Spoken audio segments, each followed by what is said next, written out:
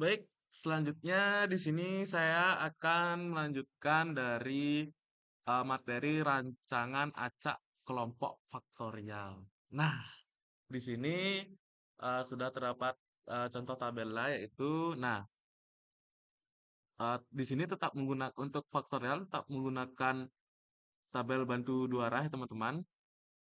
Nah, bedanya di tabel ANOVA-nya yaitu di sini eh, terdapat eh, tambahan di kelompok sesuai dengan namanya itu rancangan acak kelompok. Nah, untuk kelompok ini sendiri itu banyaknya perlakuan itu tiga,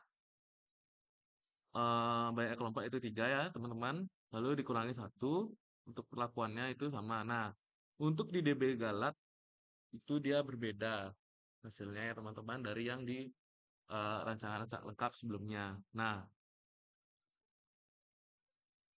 untuk dari faktor ini yaitu cara mencari JK-nya itu sama dengan sum SQ. Nah, itu dibagi 9 ya teman-teman. Tidak jauh beda dari sebelumnya dengan rancangan acak lengkap ya caranya. Kalau kita bisa mencari satu-satu sama seperti dengan kuadrat tengah galatnya masih sama ya teman-teman. Eh, JK perlakuan dikurangi dengan eh, derajat bebas kelompok. Nah, ini ada penambahan sedikit ya teman-teman. Untuk DF hitungnya juga sama. Untuk di FKB 5% dan 1%-nya untuk secara keseluruhan rumusnya sama ya sama teman-temannya untuk dirancap sendiri untuk di Excel.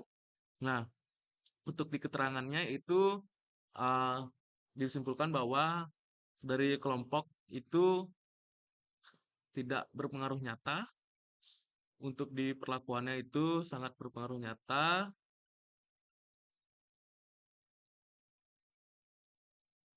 dan untuk di faktor V itu dia berpengaruh sangat nyata, di faktor P itu berpengaruh nyata dan di faktor VP tidak berpengaruh nyata.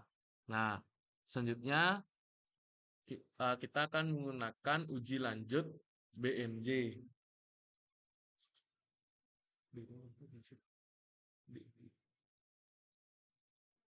Menggunakan BNJ itu beda nyata jujur. Nah, di sini kita bisa mencari nilai alfanya yaitu faktor koreksinya masih sama seperti tadi ya teman-teman ya. Di dikurangi 2 lalu 3 dikali 3 dikali 3. Lalu mendapatkan hasil seperti berikut. Untuk nilai alfanya itu 3,65. Untuk mencari akar dari KTG per R yaitu sama dengan SQRT eh,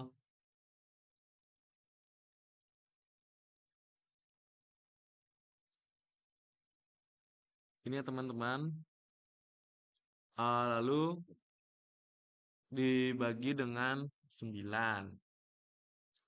Kita akan mendapatkan hasil seperti ini. Untuk nilai BNJ-nya itu tinggal dikali saja teman-teman. Nah, untuk faktor V